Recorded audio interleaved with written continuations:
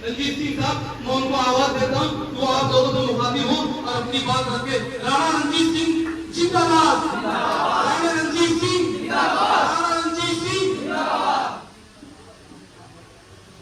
अपने इस हिंदू भाई का अस्सलाम वालेकुम व रहमतुल्लाहि व बरकातुहू।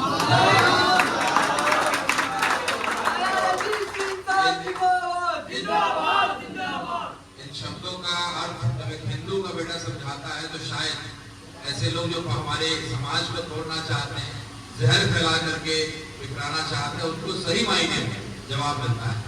जब एक हिंदू का बेटा समझाता है कि मुसलमान का बेटा जो आपसे हाथ मिलाता है तो आपके लिए दुआ करता है कि आपके जीवन में शांति आए, बरकत हो, तरक्की हो। तो ये एक शुरुआत है।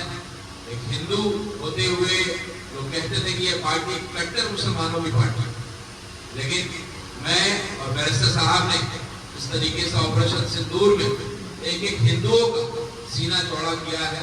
इसके बाद एक एक हिंदू इस बात को कहता है कि भाई ये कट्टर मुसलमानों की पार्टी नहीं, ये कट्टर हिंदुस्तानियों की पार्टी है।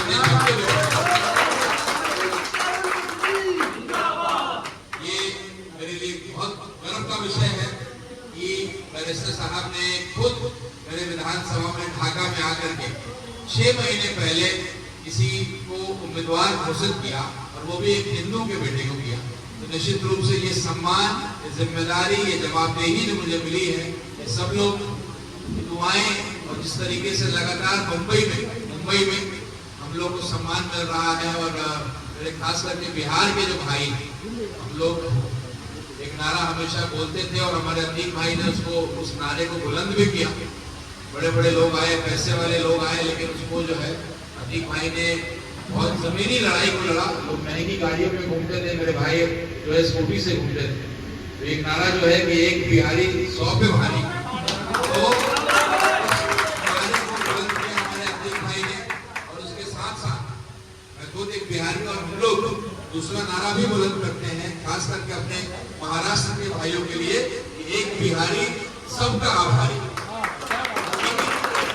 लोग बिहार के भाइयों को रोजी रोटी के लिए जो भी आपने सम्मान दिया, कुछ लोग होंगे उपद्रवी जो हम लोग को आपस में लड़वाने का प्रयास करते हैं, लेकिन कुछ लोगों की वजह से हम सबको बदनाम नहीं कर सकते हैं।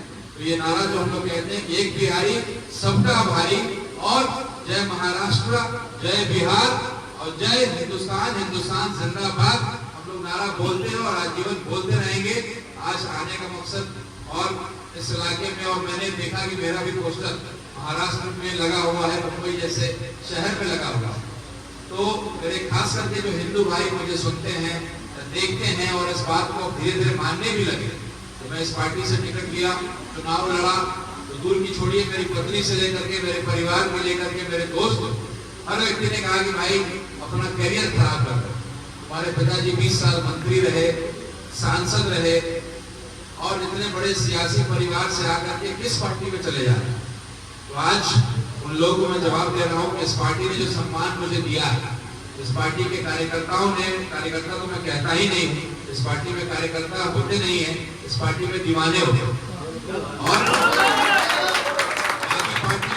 बाकी पार्टियों के कार्यकर्ता को जो है पेट्रोल चाहिए होता है, खर्चा चाहिए होता है, दीवानों को केवल सम्मान चाहिए। बैरिस्टर साहब के हौसले को बुलंद करने के लिए हमेशा खड़े रहते हैं। और AIMIM का सिपाही कोई कहीं भी हो, अकेले जो है उन कार्यकर्ताओं के 100 कार्यकर्ताओं पर भारी हमेशा से रहा है और हमेशा रहेगा। और इस तरीके से लड़ाई आप लोगों ने दिया, हम लोग 1 सीट जीते महाराष्ट्र में और 5 सीटों को अफेक्ट किया। मुझे पूरा विश्वास है कि आने वाला जो BMC का इलेक्शन है, क्योंकि कोर्ट ने एक फैसला दिया है, मेरे तमाम बिहार के भाई हैं, तो आप ढाका तो चलेंगे ही मेरे विधानसभा में, और BMC के इलेक्शन में भी, क्योंकि मैं पार्टी कार्यालय में यहाँ उपस्थित हूँ, मेरी भी जवाबदेही है। पहले हम लोग कुछ आए हैं तो कुछ आपको भी देने का प्रयास करें, और फिर आपसे कुछ लेने का प्रयास करें।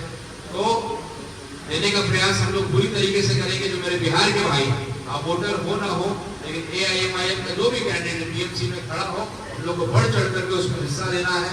आप वोटर अगर नहीं भी तो आप उनके लिए प्रचार तो कर सकते हैं।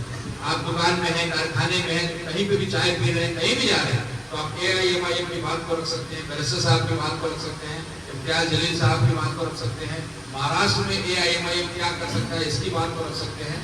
तो अपने खास करके दोबारा हिंदू भाइयों को कहना चाहेंगे, ये कट्टर सेकुलर और कट्टर देशभक्तों की पार्टी है, इसमें आपका स्वागत है।